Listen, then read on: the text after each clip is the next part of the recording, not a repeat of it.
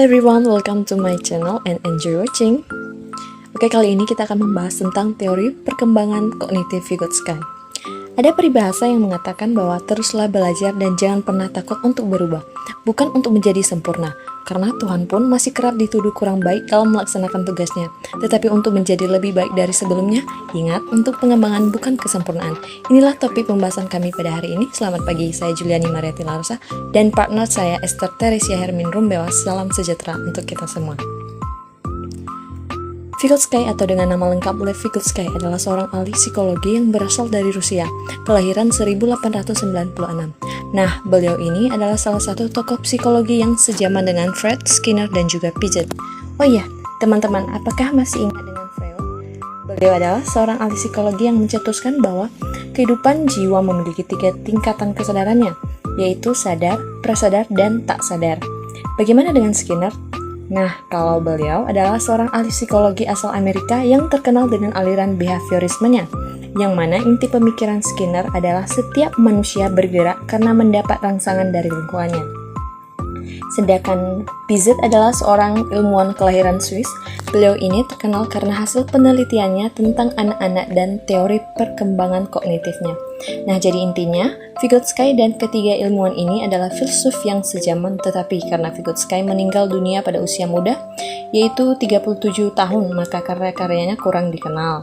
Tetapi seiring berjalannya waktu, karya Vygotsky semakin dikenal dan disebarluaskan karena karya dan ide-idenya dianggap berpengaruh dalam berbagai bidang studi, khususnya di bidang perkembangan anak dan psikologi kognitif serta juga psikologi pendidikan. Vygotsky menyatakan bahwa konsep utama teori perkembangan kognitif seorang anak bisa berkembang yaitu melalui interaksi sosialnya dengan orang lain. Jadi, menurut beliau, perkembangan kognitif seseorang atau bagaimana sikap perilaku yang menekankan pada intelektual si anak seperti pengetahuan dan keterampilan berpikirnya merupakan pengetahuannya yang diperoleh melalui kegiatan interaksi sosialnya antara individu dengan individu maupun individu dengan kelompok dalam suatu lingkungan sosial. Nah, jadi si Vygotsky ini menekankan bahwa anak berkembang melalui interaksi sosialnya dengan orang lain.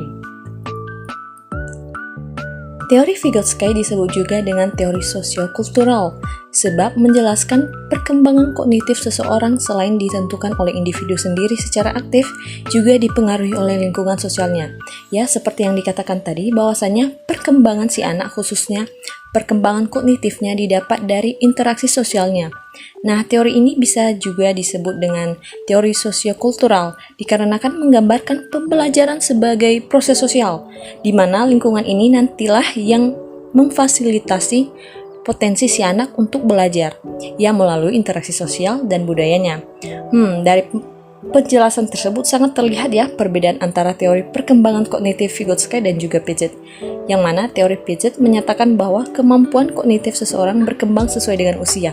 Bertentangan dengan itu, tanpa melihat rentang usia, si Vygotsky ini menyatakan bahwa perkembangan kognitif seseorang diperoleh dari keterlibatannya di masyarakat.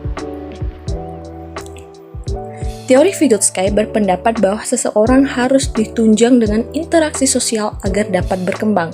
Anak-anak berkembang melalui proses belajar, di mana fungsi kognitif belum matang tetapi masih dalam proses pematangan. Vygotsky menekankan pemusatan hubungan sosial sebagai hal penting yang mempengaruhi perkembangan kognitif. Bisa disimpulkan bahwa perolehan pengetahuan dan perkembangan kognitif seseorang sejalan dengan teori sosiogenesis, yang artinya pengetahuan dan perkembangan kognitif individu berasal dari sumber-sumber sosial di luar dari dirinya. Ide utama pemikiran Vygotsky tentang perkembangan kognitif. Yang pertama, intelektualitas berkembang pada saat individu menghadapi ide-ide baru dan sulit mengaitkan ide-ide tersebut dengan apa yang mereka ketahui. Kedua, interaksi dengan orang lain memperkaya perkembangan intelektual. Yang ketiga, orang lain misalnya guru dapat bertindak sebagai seorang fasilitator dan mediator pembelajaran siswa. Selanjutnya, teori perkembangan kognitif Vygotsky. Yang pertama, konsep zona perkembangan proksimal atau ZPD. Vygotsky mengistilahkan zona perkembangan proksimal atau ZPD, yaitu anak yang mendapatkan tugas yang dirasa sulit bagi anak untuk dikerjakan sendiri. Akan tetapi, Jika dibantu oleh orang dewasa atau oleh orang yang terlatih, maka anak dapat mengerjakan tugas yang dirasa sulit tersebut. Yang kedua, konsep scaffolding. Vygotsky menjelaskan tentang perubahan dukungan yang dialami oleh anak selama proses pembelajaran terkait dengan perkembangan kognitif. Dan yang ketiga, bahasa dan pemikiran.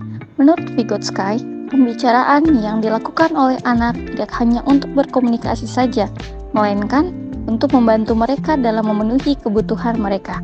Karena dengan menggunakan bahasa, meskipun bahasa yang diucapkan belum sempurna, tapi dengan bahasa tersebut sudah mewakili apa yang diinginkan atau diutarakan oleh anak.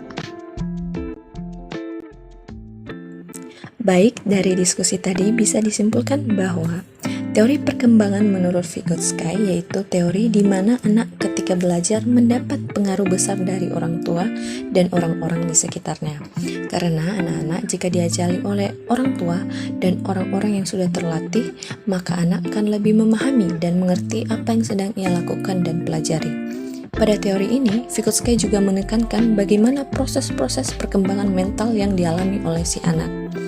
Teori Vygotsky adalah teori kognisi sosial budaya yang memfokuskan bagaimana perkembangan kognitif diarahkan oleh budaya dan interaksi sosialnya. Jadi, budaya dan interaksi sosial lebih penting dan lebih fokus terhadap perkembangan kognitif pada anak-anak menurut Vygotsky. Teori perkembangan kognitif Vygotsky dikelompokkan menjadi 3 bagian, yaitu yang pertama, konsep zona perkembangan proksimal ZPD, yang kedua, konsep scaffolding, dan yang ketiga, bahasa dan pemikiran. Dan tentu saja kita berharap agar dengan mempelajari teori perkembangan kognitif menurut Vygotsky ini, kita bisa mengasah kemampuan ini secara terus-menerus. Terima kasih atas atensinya teman-teman, sampai jumpa di diskusi selanjutnya.